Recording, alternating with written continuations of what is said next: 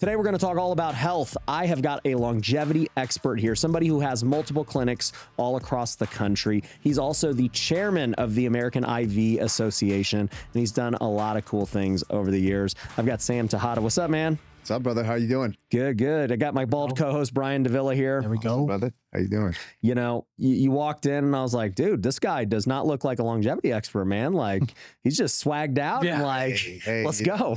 You know, for me, it's you got to make health and wellness hip and cool. You know? Yeah. That's one of the things that myself and both my partners, Dr. Davis and Dr. Haywood, we're one of the few that are in the minority community. You know, they're both African-American doctors, and I'm Dominican. Yeah. And we told ourselves, like, you know what?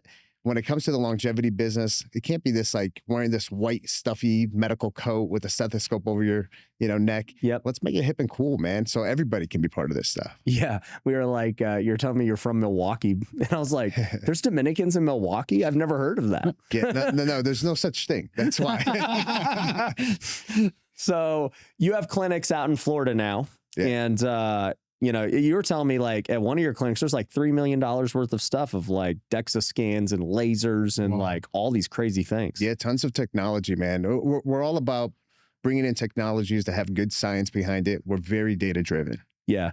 And then we were talking about peptides and Retatrutide and everything else. And so I'm excited to get into it because, I started my like peptide health journey, hormone optimization journey 3 years ago. And I've had some of the best social media experts like Gabrielle Lyon on. I've had Gary Brecka on. I've had, different people on. And so I've learned a lot over the years, also just experimenting on myself. And then I recently acquired a health company and, now we're doing all that stuff. So nice. I'm curious to hear from somebody who's been in this for like 20 plus years now. Like, why are peptides and everything like now seemingly coming to the surface? Because they've been around for a long time. They've been around for a long time. But at the point in time that the FDA started banning a lot of these peptides that were helping a lot of people through our traditional compounding pharmacies, then everyone started trying to dabble into the peptide world, right? Yeah. A lot of the research purposes only peptides and all of this other stuff. So what happened is you get this huge influx of people being aware of peptides. Mm-hmm. I was just telling somebody yesterday, I was like, man, I haven't seen anything like this before. We're now like, there's literally like OnlyFans models selling peptides. I mean, for real. Like I'm like going through online. It's like, this girl's like selling her tits and now she's selling peptides and she's putting links and it's crazy, but it's created so much awareness that everyone's dabbling into it. But also, when it comes to the whole health and wellness industry, it's growing substantially, right? You have fitness centers on every single corner. You have a lot of organic whole food stores all over the place. So people are dialed in. They want to actually do things to take control of their health. Yeah. Mm-hmm. Yeah. I remember even just 3 years ago, it wasn't what it is today with like what people are talking about and the buzz and all these things. And, we were making the joke. It's like, I've talked to multiple people in just the last few days and they're all on Retatrutide. And I just started it like 3 weeks ago and I can already see like, wow, this is like pretty crazy. Like I'm already getting way leaner in just 3 weeks and I haven't really changed much diet wise or like workout wise. Yeah. The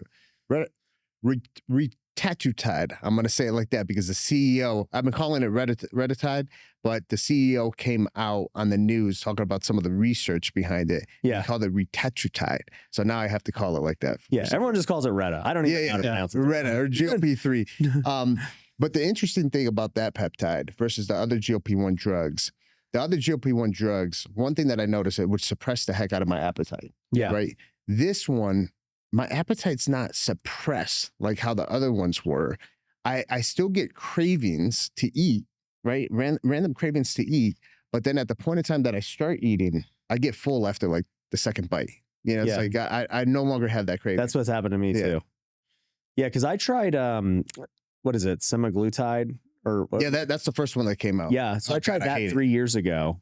And it was like, it was different than this one. Yeah. Does anyone even buy that one anymore now that this is around? Honestly, we don't even prescribe it because the way people feel on it, I could tell you from my own personal experience, like I'd get nauseated. I got these dizzy spells. And it's just like with all of the new technology that's out with the tirzepatide or the Reta, right? why go back to something that, number one, only works on one receptor? So when you're talking about the efficacy of the actual weight loss, you know, your results, you're getting about 10 to 15% weight loss. Tirzepatide, you're getting more of the 15 to 20% weight loss. The Reta, you're at like 20 to 25% of fat loss. You know, so why not just go with the better product? Yeah. Yeah, that's what it sounds like. Is this stuff even like healthy for you? It is, as long as it's done correctly, right? It has to be done medically supervised. It has to be medically supervised, and it has to be medically appropriate for you to do it. You know, like if you're just trying to lose a couple pounds to lean up, you know, and you already don't have much fat on your body, it doesn't make sense, because what's going to happen is you're probably going to have muscular atrophy, right? Where you're going to actually lose muscle weight. And if that's not the type of weight that you want to lose. So one thing that we always recommend is, like, if you're going to do any of these peptides, make sure you're doing blood work. Make sure you're getting diagnostics done, like a full body composition analysis, to really see what your weight is made up of. Yeah. Because we're all used to like getting on a regular scale. Yeah. But if you get on a regular scale and you weigh 200 pounds, well, what is that 200 pounds made up of, right? How much does your lean mass weigh? How much adipose fat, which is the fluffy fat? How much visceral fat, which is the hard fat that lines your organs, which if you have a high percentage of that, it's indicative of cardiovascular disease, type 2 diabetes, et cetera. So really important to get the data, see how all of your organs are functioning, right? Understanding your total body makeup. And then once you get on these different type of peptides, you trend it, right? You're going to do those assessments, those blood works, those different diagnostics all over again to make sure you're trending in the right direction. Yeah. So like if we were to get a scan of your body, you find probably like very low muscle mass. Yeah. Because you can't hit the golf ball very far. But just big wiener, like 10 pounds. Jeez. So anyways, so with that, I don't even remember what I was going to ask now. What about, I heard on Reddit, people lose their sex drive. That's what I heard. I heard that multiple times, actually. Too. That's actually true. Okay. Not that it happens to everybody, but my wife's like, I haven't seen it. So what happens is the same way you lose that desire. It works on the receptors of desire, right? The same way you lose the desire to eat. Yeah. It's also making you lose the desire for any other things that you might have a little bit of an addiction to, or something, you know? So like you'll even notice with people who smoke cigarettes. Oh, they stop smoking cigarettes. People that are drinking alcohol, that they reduce the amount of alcohol consumption. So the people that might have, you know, a little bit more active in sex, they're not having as much sex. Dude, you know what's interesting? Like, I don't have an alcohol problem, but like on the Reddit, I have had I've not wanted to even have a cocktail the way I would at like dinner normally, where I'm like, you know, I'll have an old fashioned. I'm like, yeah, this just doesn't sound good to me. Yeah. Yeah. Can you explain what exactly it does? Like specifically, like what does this drug do to your brain? So the most, is it even counted as a drug too? Like, what are peptides? I mean, yeah, so it's classified as a drug because you're injecting it. Okay. You're bypassing certain safety mechanisms, or should I say protective mechanisms of the body. So at that point, it is classified as a drug.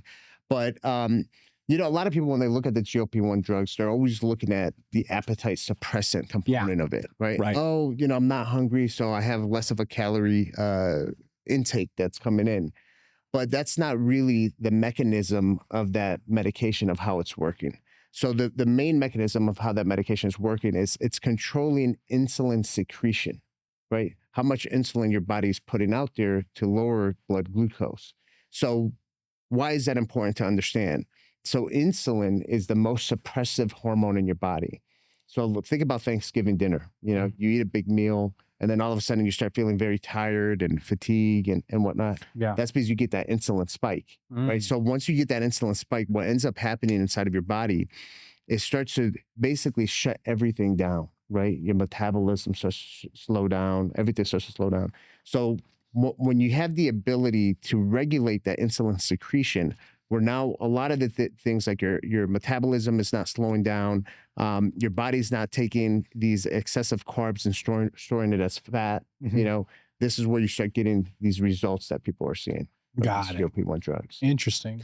So, you know, with that, right? Like, this is one of those things, like it's a hot new thing. But, you know, there's other things, like what are other good peptides that you're prescribing people. So one of my favorite ones that I do every night before bed is called Testosterone. Yep. So Testosterone, it's a growth hormone releasing peptide. That one actually has FDA clearance. It has. I've taken it before, and it's a great peptide. Yeah. Actually, the data has shown that your growth hormone levels will actually spike higher than actually taking growth hormone itself. Mm. You know, so you get a lot of benefits from that, right? Putting on lean mass, reducing visceral fat internally. You get other benefits of enhanced energy as well. So a lot of the benefits from growth hormone releasing peptides, that's one of the better ones that's out there. Yeah, so I'm very like transparent, and it's funny because like I said, I just got this new health company, and so I've been making ads for it. And at first I was trying to like make the ads like everyone else, of like, yeah, you know, we'll help you get in shape and all this stuff. And I'm like, it doesn't stand out in the market. And then I was like, you know what? I'm just going to call out the elephant in the room. Like all these fitness influencers, they fake their image and lie and pretend like they're natty, and they're not. And so now my new ads are like, I'm not natty, and it's awesome. You know, like taking testosterone and peptides is the best thing ever. Like, you know, like just to see what would happen. We're going to start running them today. So I'm just curious, because it's like an anti-hook of like, your favorite influencer is on this stuff and they're not telling you. So anyways, like, but yeah, I've tried testosterone. I've tried IGF, and I mean, I'm not like smart enough to know the difference. I'm just like, I go with what my doctors, you know, prescribe when I tell them my goals, and, you know, we see my blood work and everything else, like you said. And then, you know, it's like always like a cycle. It's like, it's not like you do all of them forever 24/7. Right. And testosterone, what exactly does it do? It's a growth hormone? Yeah, it's a growth hormone releasing peptide. So the interesting part about peptides versus like a lot of other medications that are out there, I'll give you an example. Testosterone, right? Yeah. We're all familiar with testosterone. Yeah. Naturally, we produce testosterone from our testicles and our hypothalamus in our brain. Right? When you start injecting yourself with supplemental testosterone, your body does what's called homeostasis. It reads that you're producing enough testosterone. Even though you're injecting it, your body reads it that you're producing enough. So what happens? Your body starts to shut off its natural production of testosterone from the testicles and the hypothalamus. So the only way to really restart the natural production of testosterone is by utilizing other things like HCG or clomiphene to really get it going again. Now, peptides is a little bit different. Peptides is not a supplement that you're putting into the body that's shutting off your natural production. Peptides actually stimulate your body to produce its own growth hormone. Right? It's stimulating, depending what peptide it is, right? We're talking about the growth hormone releasing one. So instead of like introducing growth hormone where it shuts off your natural production of growth hormone, these peptides, like the testosterone, it's stimulating your organs of your body to produce more growth hormone. So it's a healthier form to do things, right? Because you're not shutting off your natural production. So how Ryan said is we're cycling off of these things as your depending what your body needs at that point in time. So when you cycle off of it, now you don't have to do like a post-cycle therapy to try to stimulate your body to start producing this stuff. You can just go into the other peptide, right? Because all we were doing was stimulating your body to produce more of it. What is growth hormone? What is that exactly? So it's a hormone in your body. Okay. Right? That grows. Okay. It's responsible for growth, right? So when you look at... Talking about erection growth, or what kind of growth are we talking about? No, listen, there's a peptide for that. You know, we can get into that. There's a peptide to get tan? Really? Yeah. Yeah, dude. Have you seen the people who take that? Dude, they get tan. They'll be as dark as you. That's weird. Like white person can be as dark as you. No, seriously. Let me tell you, man. I was going to my gym, and this big dude looks like one of those motorcycle, you know, shaved head white dudes. And I go out of town for about a week. I come back, and no lie, I thought this guy was black. No. He was. He took so much of it. And I asked him, I was like, dude, what are you doing? He's like, oh man, I'm taking the peptide. You know, I'm doing it. He's like, I never have to go tan. He says, as a matter of fact, if I go out in the sun, I actually get darker. You know, he was already dark. Like this guy, I mean, it was borderline where it was kind of like creepy. You know, that's weird. But so you know, he's like trans. He turned black. That's funny. But yeah, there is a peptide for that, the melanotan peptide, and it could do that. Bro, you could do anything. Nice. So your body produces over 7,000 peptides naturally. Okay. So through science, what we've been able to do is kind of figure out what peptides are responsible for what. So there's peptides for medical aesthetics, for skin care, for hair growth. There's peptides for sexual health that have been FDA approved, like PT141. PT141, it's not like Viagra or Cialis, right? That works on the cardiovascular system, which what that does, it increases blood flow. PT141 works through the central nervous system. So what that does, it helps with sexual hypodesire, meaning people that don't have much of a sex drive. It was actually FDA approved for females specifically. So females do the injection, 3-4 hours, they're horny. I'm just gonna get my Can you just put it in your wife's drink? That's a complete joke. a guy's like, oh, thanks, Brian. I didn't even think of that. I'm not going to parties. Putting in the cereal. Oh man. But yeah, so there is a peptide for that. Now that same peptide on men, what it does, it causes an erection, 3 to 4 hours. Dang, Damn, that's a long erection. I only need it for like 5. Yeah. 5 minutes. No, it takes about 3 to 4 hours for it to hit. Once it hits, you're good for about 36 to 48 hours. Whoa. So be prepared. No, I don't want. Oh, yeah. No, I don't want that. I'll just smell it and hope it works. I'm not going to inject that in me. So That's crazy. But yeah, and then some guys, That's crazier than Viagra, That's right? bad. Yeah, That can be good for you. listen, some guys, they'll do the Superman stack. Oh, Yeah. The Superman stack. Are you ready for the Superman That's the P. Diddy stack. So the Superman stack, you're hitting it with the PT141, that peptide, right? Oh. You're microdosing that, and then you microdose Viagra and you microdose Cialis. Oh, yeah. So you're Someone's hitting going to jail for that. That's crazy. Yeah. Someone's in trouble after that. That's crazy. All right, I'm not on that one, guys. Yeah. But I do like the other stuff for getting muscle and losing fat. Nice. So at your party, you'll have what the Superman Superman punch. Don't spike the punch. That's a lot. That is a lot. Yeah. So, obviously peptides are on the rise. And that is what I get the most questions about. Because, people will come into, they'll ask me because they're like, hey, dude, I saw you started, this thing, what peptides are you on? And I always tell them, I'm like, dude, I can tell you what I'm on like this moment in time, but it changes as time goes on. And then also on top of that, like what you need is so different than what I need. Right. So it's like asking your buddy what peptide to take is like not smart. You need to ask doctors. Hey, if you're looking to get started in real estate investing, then you need to use our Cash Flow 2.0 system. We give you all the motivated seller leads. We give you software, one-on-one coaching, and everything you need to start your real estate investing business. And we've seen so much success from our students with the system that we are willing to guarantee it. So if you want to learn how it all works and how you can get your first real estate deal today, go on over to wealthyinvestor.com and apply. Someone from our team will get with you and you could have your first deal within a week once you get on this system. So head on over to wealthyinvestor.com and we'll see you there. Yeah, it has to be precise to your specific need, right? Yeah. And this is what we call precision medicine. The importance of doing all of the different diagnostics, doing the scans, doing the blood work, understanding your lifestyle. That's where we could best select what peptides are going to be good for your whole health and wellness regimen. Right. The peptide that's going to work for you, it's probably not going to do what I need for myself. Right. So that's the importance of doing all the diagnostics. What about a peptide for sleep? There's one that's called DIPS. That's DSIP, which stands for Delta Sleep Inhibiting Peptide, which basically puts you into a deep sleep and allows you to get a very strong full rest. And there's data behind it, especially if you wear Oura Ring. Like I wear Oura Ring, I'm big into data, right? So I'm big into my sleep data. And you'll actually see when you do that peptide that you get better sleep.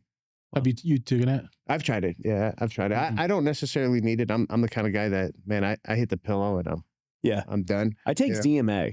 I've been doing ZMA forever. What is that? It's just a normal supplement, zinc, magnesium, I think aspartate. But yeah, I mean, it's just you go buy it at GNC, whatever. It's nothing. But it helps you get it doesn't help you fall asleep. It helps you just get deeper sleep. Yeah. The magnesium in it really does a job on that. Yeah. And it's like, those are just natural ingredients. Yeah. It's not like a peptide that's doing something different. Well, I guess peptides are natural too, in a way, for many of them. Yeah. For the most part. Yeah. So with that, back to like even the equipment and stuff, because you were telling me about a lot of the different equipments you have. So like, is the DEXA scan like the best thing for like what you're talking about with fat and muscle and all that? So the DEXA scan is the golden standard for body composition analysis. Yeah. Historically, it's been known specifically for calculating bone density, how strong your bones are. I remember that. The guy, when I did the DEXA scan twice, and he goes, dude, your bone density's off the charts. Oh, that's pretty good. That's Yeah, awesome. he was like, it's literally like off the scale. And like, it was just all the way at the end. I was like, how? Like, I don't drink milk. Is that a genetics thing? No, usually lifestyle, you know, what you're doing, working out. I think it's because I lift really heavy weights. Lifting heavy is really good for bone health. Like one of the things I do rucking. What is rucking? So RUCKING. Rucking is where you go walk with a weighted vest. So I walk with a 40-pound vest. They tried to make walking sound cool. Yeah. So they called it rucking. Yeah. So rucking, when you walk with that weighted vest, what it does, it helps increase bone density, make your bones stronger, but it also puts you in what's called zone 2 training, right? Oh. Which zone 2 training allows you to burn fat. Right, it's the type of zone training that you want to be in if you want to lose fat. Yeah, it's good for your heart too, right? It is. It's good for cardiovascular health. Yeah, I'm gonna find my DEXA scan. I took a picture of it. And is there peptides for like cholesterol or like heart health? There's different supplements and stuff that are really good for heart health. Like you know, the first step that I tell everybody, if you're concerned about your heart health, and especially if you start hitting a certain age, which is above 30, you should get a heart scan. Mm-hmm. Right. At minimum, you should start doing things to see how your cardiovascular health is performing. Yeah. But there's a new scan out there that's called the Clearly CT scan of the heart. Mm-hmm. The Clearly, which I'm actually doing mine for the first time next week, Thursday. What that does, it's not just like your regular CT scan of your heart. This one utilizes AI. They do an AI mapping where they can actually see how much plaque and calcium buildup you have in the vessels. Like, before, you usually see it once there's like 70% blockage. Now you can see if you got 5% blockage, 10% blockage. Oh, damn. So now you have the ability to see things early enough where you can actually make certain lifestyle changes, you know, to put things in reverse and not have to wait until 70% of your arteries and stuff are blocked. Yeah. You know? Because I would think like the most common killer to men is like heart attacks, right? Absolutely. And like cancer. So what would you say most men should take to increase their heart health? Well, the number one thing that people have to do is move the body, exercise. Oh, okay. Right. So if you're not moving your body, you're not moving your body consistently for at least 20 to 30 minutes a day, that's going to be your biggest problem. But based off of data and research, what we're starting to really see is the root cause of disease formation, regardless if it's cardiovascular disease, cancer, it's going to be environmental toxins, the things that we're getting exposed to every single day, the plastics, the chemicals in the air, the chemicals we put on our body, the ultra-processed foods that have chemicals in them. Those things are causing gene expression change within the body, which then causes disease to develop. So you want to do things like, we're not going to be able to eliminate the toxins completely from, you know, we live in a toxic world. So you really have to learn how to detoxify your body on a daily basis, infrared sauna, taking certain supplements that help enhance the detox pathways so you could get those toxins out of your body. Like what? You know, glutathione, you know, or if we're talking about foods that you're eating, foods that are high on antioxidants, right? Like any berries. If you're taking supplements, you talk about like vitamin C, vitamin E, alpha lipoic acid, glutathione, which is the master antioxidant. You know, these things really help your body deplete a lot of these different toxins that are in there. They enhance the detox pathways. And then like if people have plaque in their hearts, is that reversible, or once they have it, they have it? It is reversible. You know, it's reversible if you're doing the right things to reverse it. You know, one of the supplements that's getting a lot of attention right now, people, you probably see that with the abbreviation PC, which stands for phosphatidylcholine. So phosphatidylcholine helps remove a lot of the plaque buildup inside of the body. There's certain protocols for that. There's oral supplements of the phosphatidylcholine, but there's also intravenous phosphatidylcholine that can be used. It's a little bit more aggressive. And there's a company behind that called PlaqueX Mm. that helps remove that, which my business partner, Dr. Christopher Davis, who's our chief medical officer, he's an interventional cardiologist by trade. Oh, So, wow. you know, he has a very strong passion for heart health. And Yeah. that's kind of how I know all this stuff. Yeah. Yeah. Because I just know heart health is like one of the main, is it the main reason people die? It's one of the leading causes of Yeah, I death. thought it was like number one. Yeah, against men in the United States. It's the leading cause of Yeah, death. I knew it was number one. But now, do you know what's the leading cause? One of the leading causes of heart disease? What? Gum health, oral health. Yeah. Wow. Dang. Yeah. So people who have gum disease typically will Smokers. end up having heart disease. Should these vapors end up with gum disease too? The people that vape? Yeah. I'm not sure. I don't know the data on that, but I'm pretty sure that the vaping stuff is not going to do anything good for your teeth and I gums. think it can be good for you. Yeah. Is gum disease reversible? Yeah. I mean, that's hygiene, right? The gum disease issues is from people having bad hygiene, not flossing, not going to a dentist and getting their cleaning frequently how they should be. Hmm. So Weird. Yeah, I can't. I just searched DEXA in my phone, and it came up with one I did in 2022, and then it showed my other DEXA date was in 2018. But I don't have the bone thing. But what it did say back in 2018, I was 178. I had 27 pounds of muscle or fat and 142 of muscle or lean mass, whatever that is. It's pretty good. Yeah. That was 2018. Dang. So, and that's the benefit of the DEXA. You know, how I said before, historically, DEXA was always utilized for bone density, right? Specifically for women above the age of 40, right? Women typically, will have issues with osteoporosis. So we're checking women to see how strong their bones are, so we could put them on certain hormones and stuff that can prevent the osteoporosis. But when you actually want to look at body composition analysis, which one of the greatest values that I respect a lot with the DEXA scan is the visceral fat values that you get from it. So visceral fat is the hard fat that lines your organs. Mm-hmm. It's the worst fat that you can have, because if you have a high percentage of that, that's indicative of cardiovascular disease, type 2 diabetes. It's the fat that will kill you. And it's the harder fat to get rid of. So some of the things that you have to do once you understand how much visceral fat you have is, if you want to change it, you're going to have to change a lot of the lifestyle stuff. Mm-hmm. We talk about all these peptides and, this peptide's good for this peptide is good for that. But it doesn't matter how much peptides you throw at somebody. If you don't change your lifestyle and your daily habits, you're working against yourself the whole time. What are 5 habits people should have to have a healthier life? Healthier life. So nutrition, what you put into your body, Mm-hmm. right? If you put crap into your body's going to look like crap and it's going to perform like crap. Then you have movement, which is the exercise portion of it. So making sure you're exercising properly, right? Strength training, conditioning, etc. Then the third one, which I have 3 top ones, right? The third one is going to be sleep. Mm-hmm. Sleep, that's where your body recovers.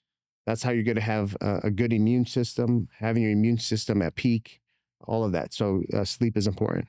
Then if I were to add an additional 2 to my top 3, I would say your wellness data. You can only improve what you measure, right? No different than like a kid who's going through grade school. The reason they get a report card is for us as parents or the teacher know exactly what areas academically that they need to work on. So same thing for your health, right? You got to do the blood work. You got to wear the wearables, right? The Whoop, the Fitbit, the Oura Ring, so we can kind of really understand what needs to improve. And then if I were to pick the last one, is that you really should always have somebody in your corner, man. Have a coach. Right? Don't try to do it yourself. So, I always break down all of the wellness stuff into 3 different categories: prevention, early detection, and treatment intervention. Mm-hmm. So prevention is not early detection, right? Prevention are the things we're doing to prevent ourselves from ever getting sick. Early detection is for us to catch things early, right? Especially if they're starting to get out of optimal range, we can bring them back into optimal range where it doesn't become a problem. But then when we find things that are out of optimal range and we have to do certain treatments, We have a lot of traditional treatments that are antiquated, right? Because science is truly 25 years ahead of medical practice, right? Medical practice is very antiquated in today's world. So this is where, when I say having a coach, is you want to have someone who's going to give you the right guidance. So when you do the different treatment interventions, you're doing some of the most forward-thinking type of treatments that are going to give you the results that you desire. Mm. Yeah, somebody, and by the way, for anyone wondering, that's what we do at All Pro CEO now. It's just like, get them a coach, get them doctors, get them everything, full concierge, custom to them. But I guess too, like with bone density, let's talk about that, because I have heard that bones are like just such an underrated thing that people don't think about. Cause it's not like you work out to make your bones strong or anything, but it's like the number one reason people who get older like suffer is like they break their hip. They freaking You're right. Yeah, and when that happens, listen, I was a firefighter paramedic for 12 years, so I got called out, many times when the old people fall down and break their hip. And one thing that I could tell you, based off of my experience of dealing with people that would break their hip, is that life just goes downhill after that. Yeah. Right. Because mobility decreases. Now you're not moving your body. You got to get a hip surgery. You get fat. It's just it's just spirals. You get fat. You lose muscle. You can't move. Now you're in a wheelchair. And when you lose muscle, it is the biggest thing that goes against longevity. Really? Muscle is one of the biggest things that enhances your ability to have good health span and lifespan. When I had Dr. Gabrielle Lyon on, that's exactly what she said too. She goes, you want to be healthy? Have muscle. Absolutely. Muscle is the number one way to have longevity and have a great life. It keeps your metabolism going. Yep. Right. But, this is the importance, like what you're talking about, is having strong bones. Your bones have a lot of responsibility. Your immune system, your white blood cells are produced in your bones, right? So taking certain vitamins, minerals, and amino acids that give you good bone health, like vitamin D3. Everybody should be taking vitamin D3. Vitamin D3 with K2, so it can actually transport to the right parts of the body. So, having good bone health means good immune system, means that you can perform better. These are all things that you really have to take in consideration, man. What about, like, I had one of my employees actually, Roy, he joined his church choir, and he goes to a Catholic church, so everyone's old. And he was like, dude, half the people got their hips replaced. Like, he was just telling me about that. Mm-hmm. What causes people's hips to break? And like, how could young people take care of their hips? They got weak bones, dude. Yeah. Is that it? I thought it was like from running or something like that. So what happens, man, is like when you start looking at old people, right, that they have these type of illnesses or diseases, right? You don't see a kid with osteoporosis. You don't see a kid with Alzheimer's disease, right? These are things that happen later on in life. And usually it's based off of certain bad lifestyle habits that you've been introducing into your life for many, many years, right? That have been part of your life for many, many years. And it's also contributed to having deficiencies for a long period of time for many years throughout your life, right? So if you have a lot of these nutrients deficiencies, like for example, if you're nutrient deficient in vitamin D, you're not going to feel anything today, tomorrow from it, right? Yeah. But one thing I could tell you based off of data, science, and research is that vitamin D3 wards off 6 different tumors. Vitamin D3 has a direct impact on white blood cell production, right? Oh, damn. Has a direct effect on bone health. So if you're deficient in D3 for 10 years, 20 years, then that's where your body starts to deteriorate little by little. So where I'm going with this is having those deficiencies year after year is what causes people to have weak bones, causes people to have disease to develop in their body. So this is the importance of doing all of the comprehensive blood work, right? Blood work, the different scans, because you don't know what you don't know. Most people, if you ask them, say, hey, when was the last time you did a micronutrient test? Your general practitioner doesn't do a micronutrient test. Yeah. Right? Most people will probably tell you, I've never done it before, right? To look at 35 essential vitamins, minerals, and amino acids that your body utilizes, part of its biology for your body to even function. right? Mhm. So have you done a micronutrient test? The only thing I've done is like the Whoop test, the Whoop blood test. Yeah, and see, if you haven't done like the Vibrant or Genova, which actually goes deep into it, that's where it's like part of the message is getting people out there. And the thing is it's not cheap, right? So it's your insurance doesn't cover it. I don't know if Grant Cardone's genetic test is what you're talking about, but I did that. But I also felt like there was like nothing in that. Yeah, was so that one's good. That's looking at genes, Yeah. how your genes are being expressed, but it's not a micronutrient test. micronutrients. Have you done that, Ryan? No, but I did find my bone density. Okay. I finally found it. It was I don't know how this chart goes, but it was a 3.6. Okay. Yeah. I mean, you got strong bones.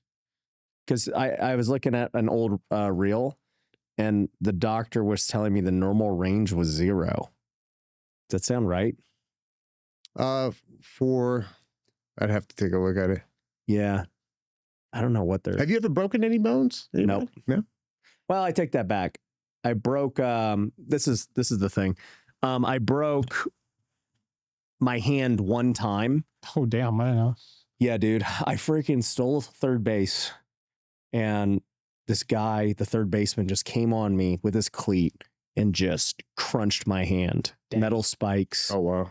And, you know, it's funny. I stayed in the game and I took like 2 at-bats. Dang. And then the next day I was like, I'm just going to play. Like, I was just like, I'm going to tough it out. Mhm. And then I was like, I literally can't grip the bat. Like, this is so weird. And I was like, I don't think I can play.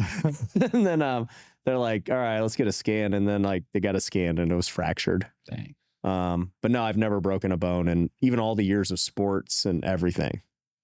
Yeah, I mean, listen, look at that. Hey, man, you might have to be the coach for a few people here. Whatever you're doing is working. So no, this is good, man. You're at the top range.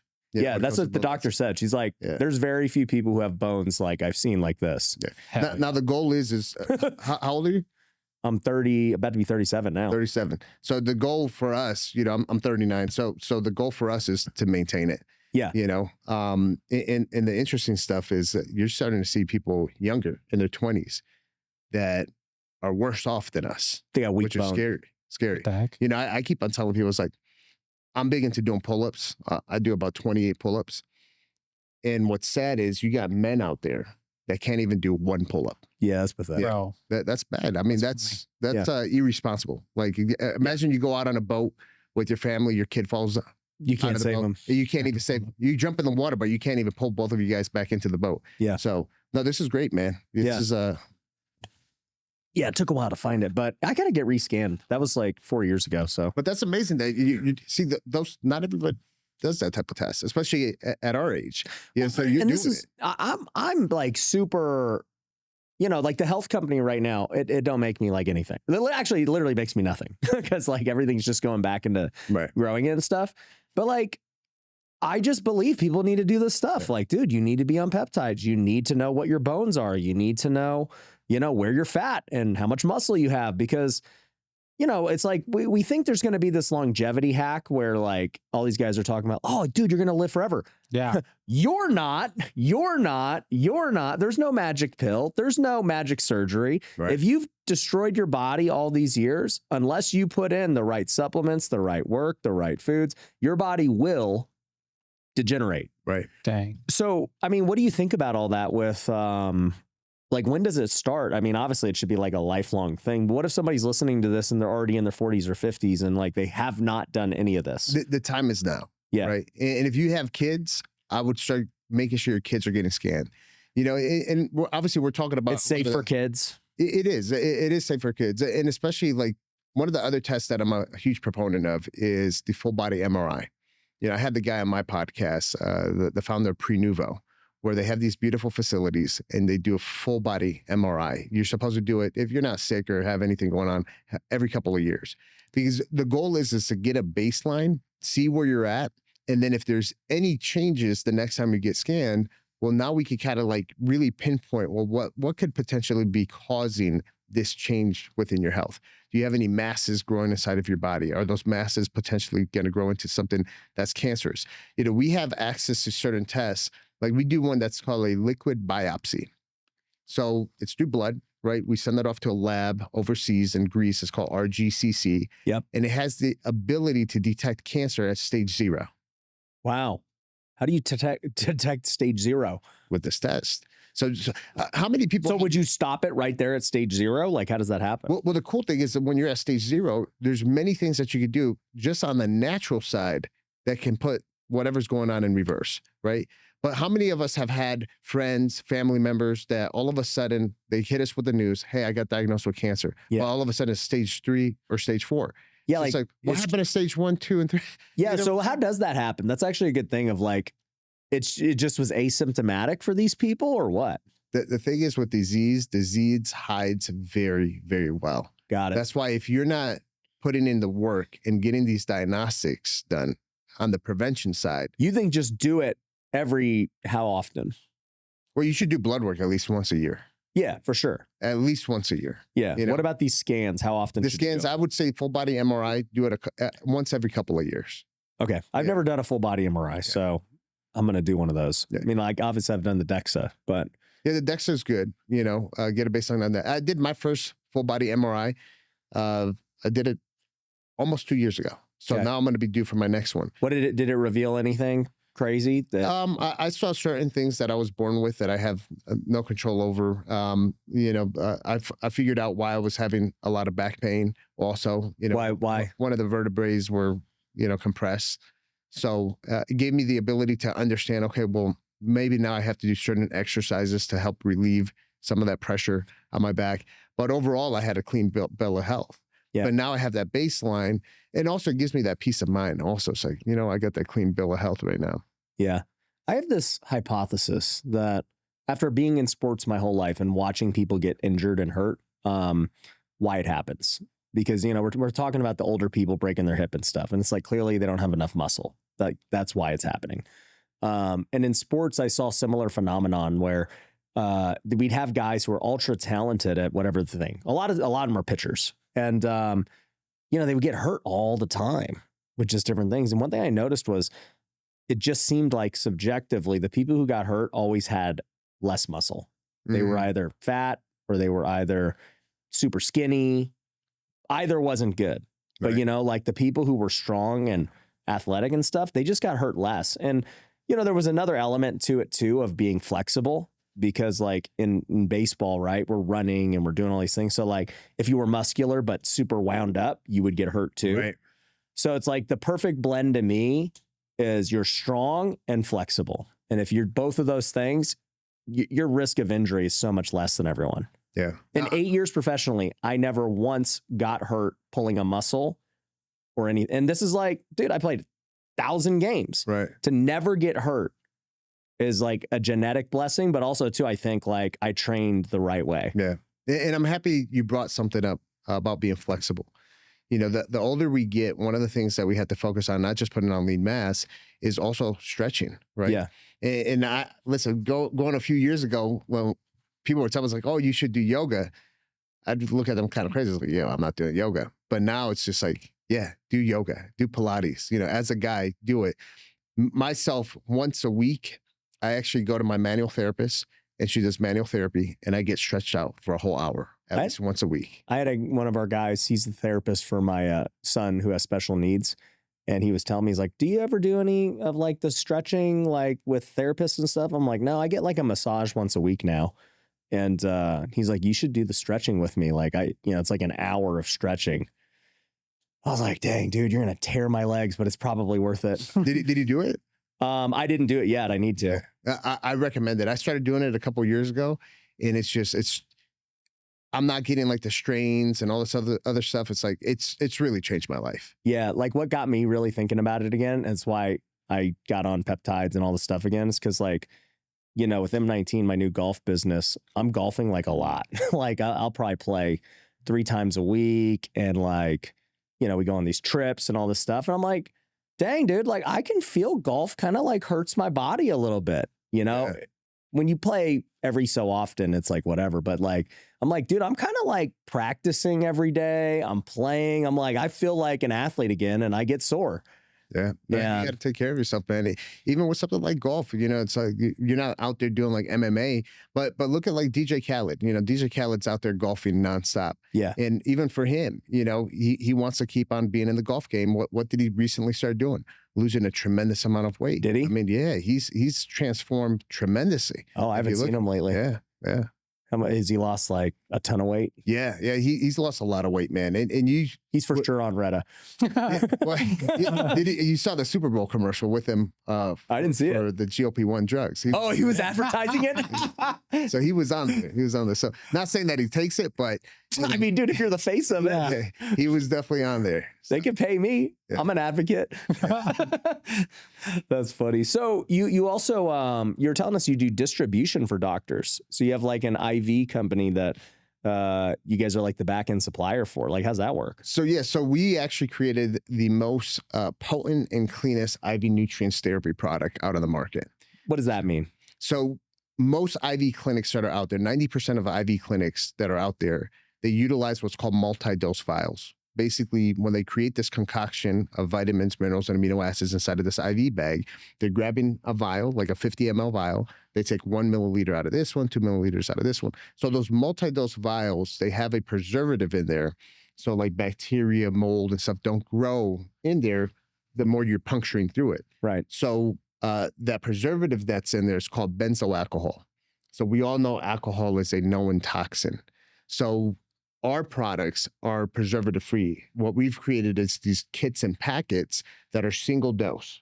It's one kit or packet per patient. So there's no preservatives in there. So you don't get the toxin directly into your veins, how some of these other clinics do. So what we've done, we've launched the cleanest IV therapy product out on the market. And we have over 5,000 doctors that purchase it to offer it to the patients. Wow. So just to even take a step back, I don't know that I've ever done like one of the IV. I've done an IV when I was in a hospital before, but I've never done one just like, when they come to your house and you're Right. just doing it for like health benefits. Like why has that become a thing? So a few different things. Like to begin with, a lot of people know these IV drips for like hangover. Yeah. Mhm. Especially being here in Vegas, it's become popular. Yeah, they're huge in Vegas. Yeah. So, but looking at it at the hangover side, right? Coming from a background of emergency medicine where people would end up in the ER from being hungover, it's an electrolyte imbalance that they have at that point, right? That they got dehydrated and they've lost electrolytes, and that's why they feel hungover. So what are we doing with the IV? We're replenishing what they don't have. Now, when it comes to nutrients in your body needs nutrients just for it to function. So the same way you're taking supplements by mouth, orally, are you getting proper absorption of those nutrients? Really, there's only one way to find out if you're getting proper absorption is by doing the blood work. Yeah. Now, there's a lot of patients that have gut issues, acid reflux, leaky gut. So are they getting proper absorption of those nutrients? A lot of them aren't, right? Based off of the data that we collect from the patient. So when we bypass the gut, right, we have the ability to actually hit certain therapeutic levels to get a therapeutic effect that we're looking for from those nutrients. So the IVs are done on the wellness side to help combat certain things like inflammation, reducing oxidative stress from a lot of the toxic stuff that we get exposed to. And when you bypass the digestive route, you could go to higher therapeutic dosages. And I'll give you an example of that. Like vitamin C. Vitamin C, if you take it orally, maximum you could take maybe like 2,000 to 3,000 milligrams. You take anything more than 2,000 to 3,000 milligrams, you're going to get an upset GI tract. You get diarrhea. You get nauseated. It's not going to be. So don't do the packs. Yeah, don't do a ton of packs. I mean, you'll literally get canker sores if you do too much vitamin C orally. You know, so that can happen.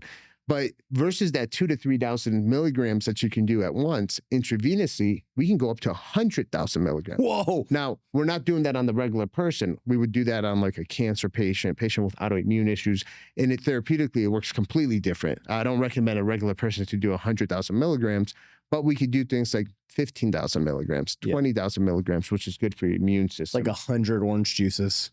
Pretty much. Yeah. That's crazy. So that's the reason why we're going intravenous is for you to get that 100% absorption. And then therapeutically, we can get the effects that we're looking for to treat a patient clinically and accomplish what. So you developed this just better IV product, and now these doctors all use it as part of their IV clinics. Correct. Got it. So you're the distributor. That's easy. Yeah. That's an easier business, you think? I love that business. Yeah. So it got to a point where it's like, I actually sold off the franchise division of Liquivita, and they were both growing. But when you wake up in the middle of the night and you made more than what you make on your franchise side, while not having to lift up a finger, you kind of have to. These people just buy it from you every month, and you just right. And you give them support, educate them, create the educational platforms. Tell us this. I guess walk us through your career. Like, how did you start, and then where are you at now? Well, my career started when I was in high school. Man, I started as a lifeguard. At the age of 14, I got certified as a lifeguard. I was into the whole rescue stuff, and I worked for the YMCA and also the Milwaukee public school system up north in Milwaukee. And then senior year of high school, my parents decided to move down to Florida. So I transferred from YMCA up there and started working at the YMCA in Boca Raton. And I became a swim instructor and also lifeguard for the YMCA. Then I started working for Ocean Rescue while I was in high school. And then I had to figure out, it's like, man, I'm down here in Florida. I got to figure out what I'm going to do for a career. And I got exposed to firefighter paramedics. There was actually a father that would bring his kids in for swim lessons. He was a firefighter paramedic. He started telling me about the cool schedule and the pay, that the firefighter paramedics do. And, everyone's duly trained as a firefighter and a paramedic. They're doing all the emergency medicine stuff. And I said, you know what? That's going to be a very rewarding job, being that quote unquote hero. Yeah. It's like kind of fits with all the rescue stuff, ocean rescue stuff I'm doing. So right after high school, went straight into EMT school, then went to paramedic school, went to the fire academy. I got my EMT basic. Oh yeah? Yeah, I freaking never used it. Hey, but you know what? You learn certain skills that you did learn. Use. I wanted to be a firefighter when I was playing pro baseball. I was making no money. I was like, dude, what could make like $100,000 a year and like be cool? And I was like, being a firefighter would be pretty sweet. You work like 10 days a month and you just like, that's exactly it. Yeah. I'm like, then I got 20 days to go freaking have fun or build a side hustle or something. Like, so I was like, I'm gonna be a firefighter. So I went and got my EMT basic. Well, I shouldn't say I got it. I passed everything. Right. And then when it came time to like go do it, I was like, yeah, this ain't for me, dude. I spent 60 hours doing, the live stuff and watching babies get delivered, literally like doing CPR on people and they died. And I was just like, yeah, I am not cut out for this. Yeah. Yeah. But it's interesting what you brought up, like the schedule.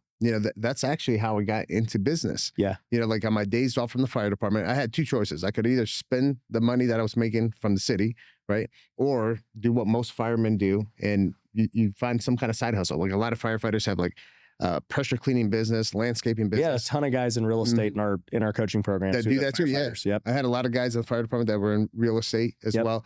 I went into the preventative health wellness side. And that's actually, I started working with a company at the age of 20. I started working with a company called Cenegenics. They're actually headquartered here in Las Vegas. And they were the pioneers in functional medicine.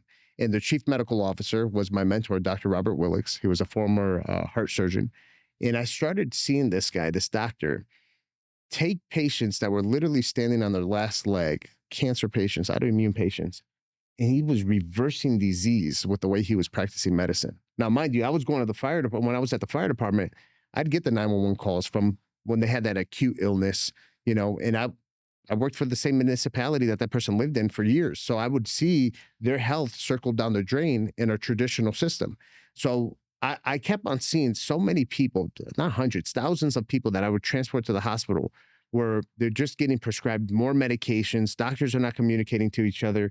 And this job that I thought was going to be the most rewarding job, it actually became that 90% of the 911 calls that I was running was me being a product to the broken medical system. Yeah. Don't get me wrong, 10% of me, extricating someone out of an entrapped vehicle or running into a burning building, I did that. And those were very, rewarding type of 911 calls. But 90% was me being a product to this broken medical system. So seeing on my days off with Dr. Willix, him reversing disease the way he was practicing medicine, that's where I got to a certain point where I says, you know what? I can't do this whole firefighter paramedic stuff anymore. I need to just focus on the functional medicine side because that's truly what's helping people. So, and that's how I really got into what I'm doing today. That's crazy. So how long has that been now that you're doing what you're doing? Almost 2 decades, because I started at the age of 20. I'm 39 now. So, and when did you leave firefighting? Age 32. So after 12 years, I got vested in the pension. Yeah. And then I retired. Yeah. That's cool. Yeah. That was the other thing. I was like, okay, so if I put in X number of years, you get a pension and you know, all this stuff. But what about starting your current businesses? Like how did that the IV business? Yeah. When did that start? So I was working with Cetagetics on my days off from the fire department. And we catered to some of the who's, the wealthiest of the wealthiest. And what I did for Cetagetics, I was their specialized lab tech. So I would do all of the different testing for all the blood work and stuff that they were doing. So I would actually go to these patients' homes every 3 months. And these patients, very wealthy, you know, they'd had homes in California, Colorado, but they'd have their homes in Florida that I would go to. And after a while, I started getting these patients. They started telling me about them doing these IV therapies when they go back to their homes in California, Colorado. And they would tell me, hey, you know, the person who does my IV therapy, it's an off-duty firefighter paramedic.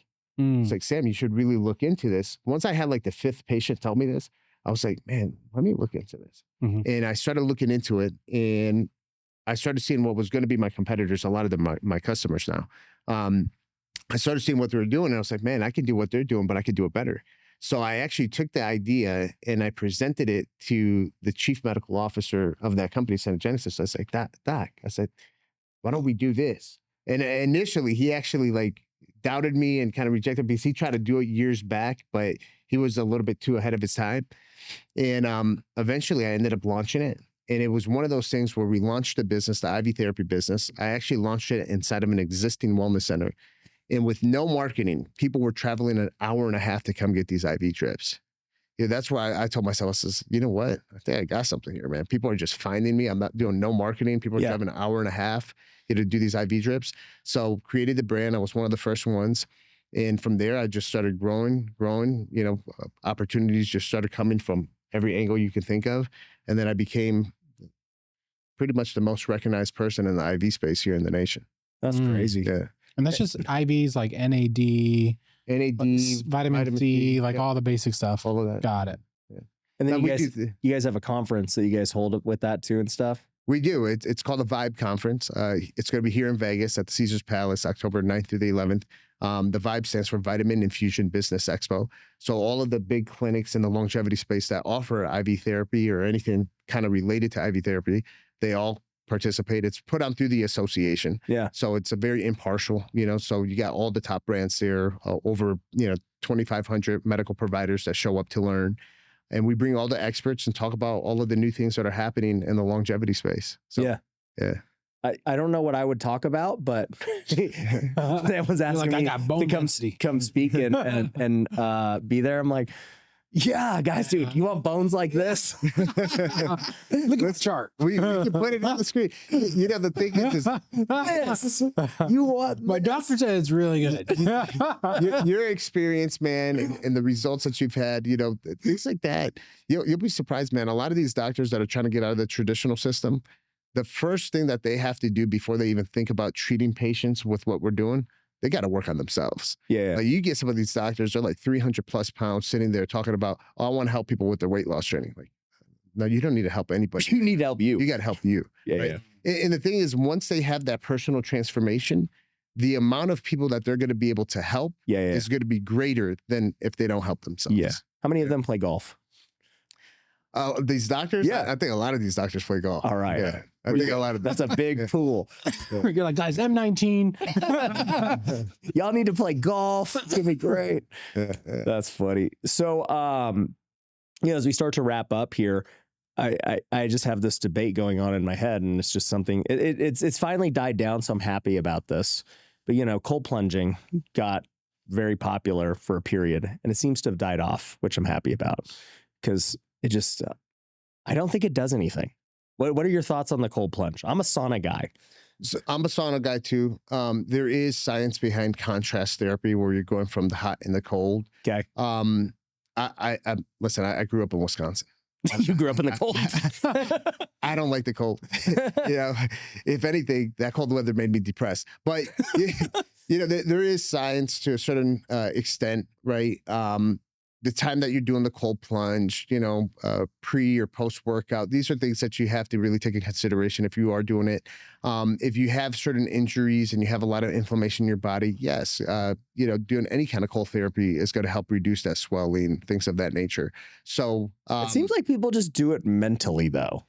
Like, it seems like most are just like, I'm jumping in for like, they want that endorphin rush from it. I don't do it. I just don't. Do I believe in the contrast therapy? I think there's a lot of benefits behind that, but the sauna is definitely a must. That's a non-negotiable for me. Why is the sauna so good? It's the #1 biohack for detoxification of your body. Removing toxins from your body. It's fantastic for mitochondrial health. How long do you got to stay in it to get the results?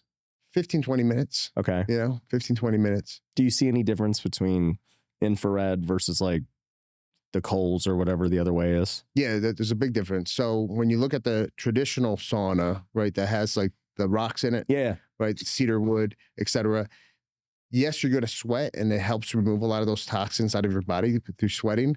But the infrared sauna, when you're looking at the red light and you're looking at far infrared and near infrared, that actually penetrates through the tissue down to the muscle, through the muscle, to help really cause that mitochondrial function, good for your mitochondrial health, and also helps further detoxify the body. So infrared sauna by far is going to be more beneficial than the regular sauna. That's what I use. There we go. So speaking of red light, that's one thing I haven't really used.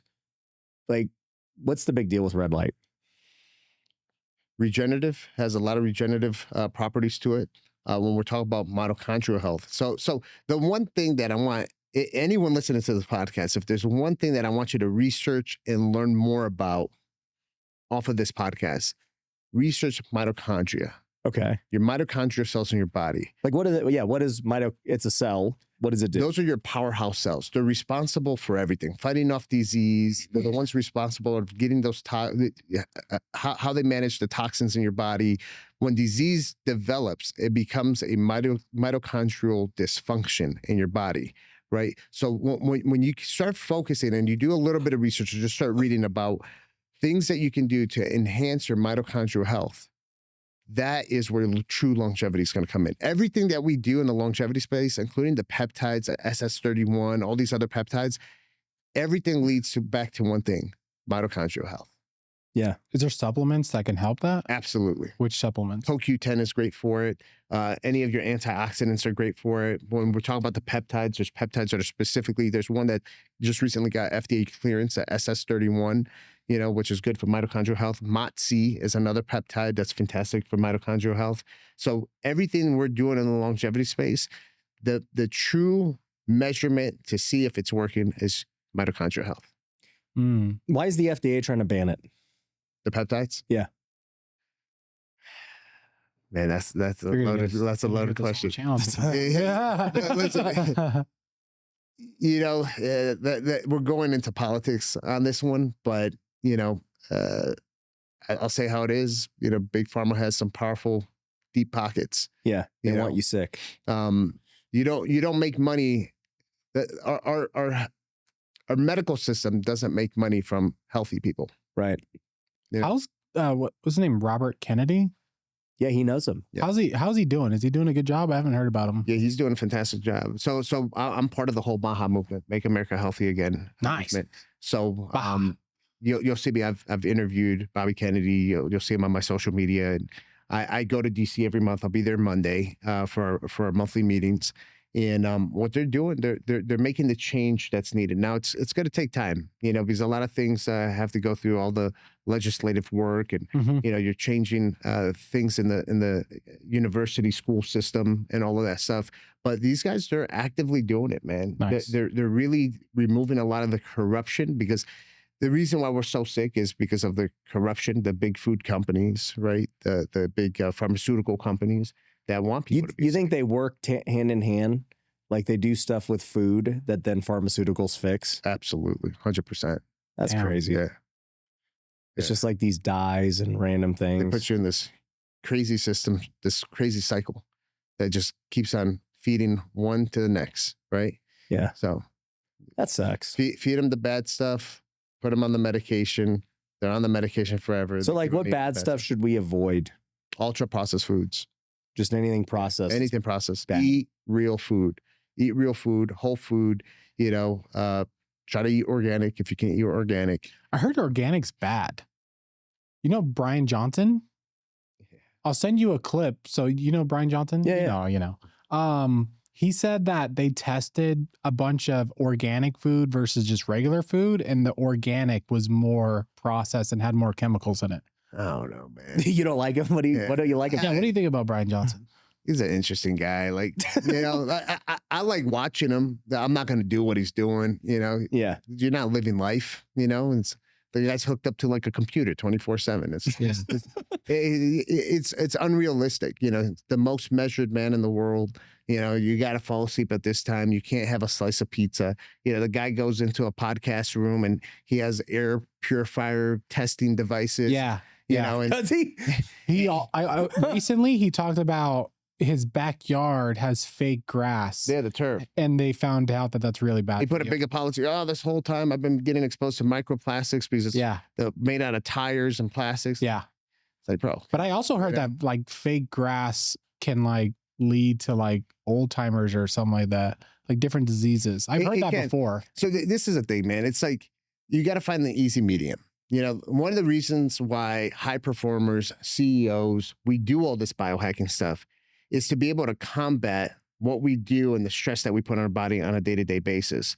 You know what I'm saying? So it's like, are you going to cut alcohol completely out of your diet? Are you not going to have a glass of wine with your family? You know, like one of the things that we talk about that's extremely important is community. Community is more important than half of this other stuff we talk about in the biohacking space. All So right. like if now you can't even go enjoy time with your family, your friends, and have a glass of wine, you know, because you're too concerned about falling asleep at 6 o'clock in the evening so you can be up by 4 o'clock in the morning and watch the first sunlight and everything else.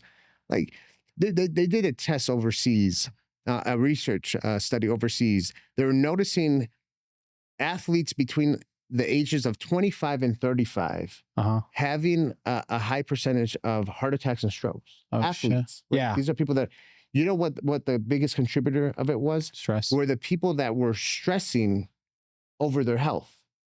Oh, I got to take my vitamin at this time. Oh, I got to be at the infrared sauna at this time. I got to do this at this time.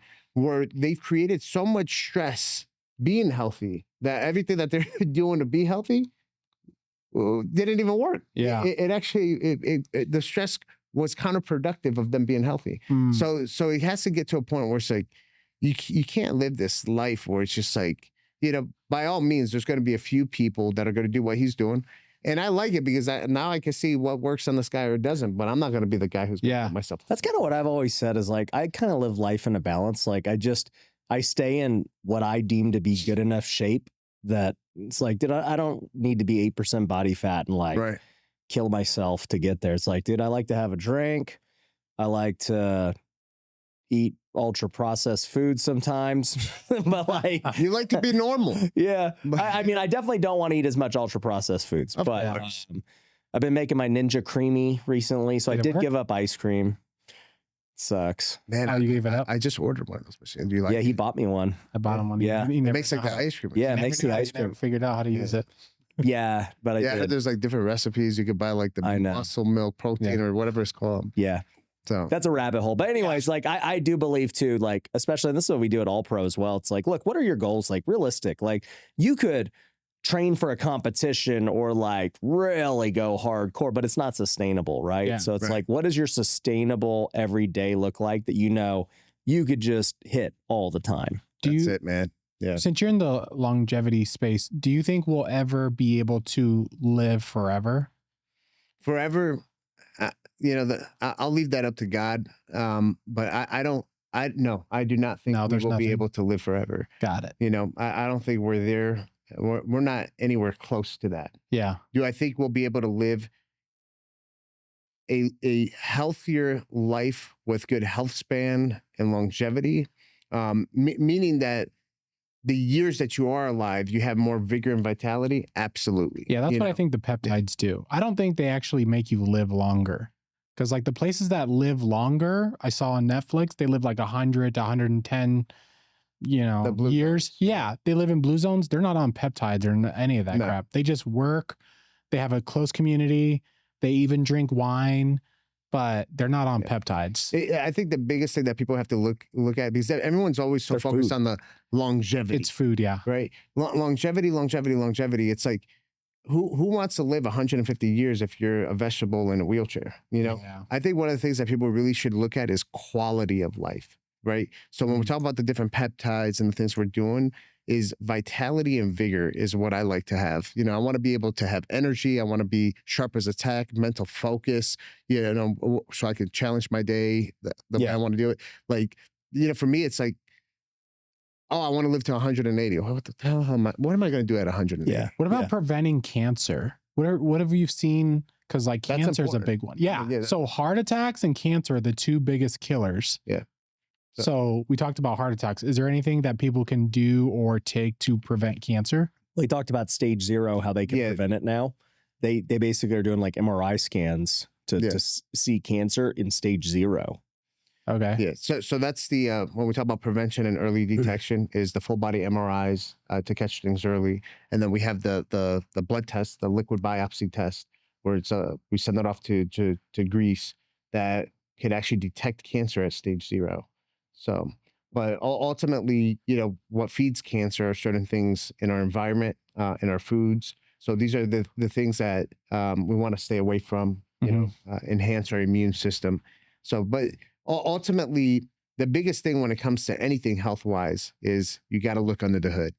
You got to do the diagnostics, right? Catch things early. Because what happens is you go throughout such a long period of time where things go out of your optimal ranges, and then that's where it starts to become an issue, and that's where disease starts to develop. Do you ever see like, this is the last question before we wrap up. Do you ever see like healthy looking people that have all these bad issues, or, does the outside really kind of look like the inside?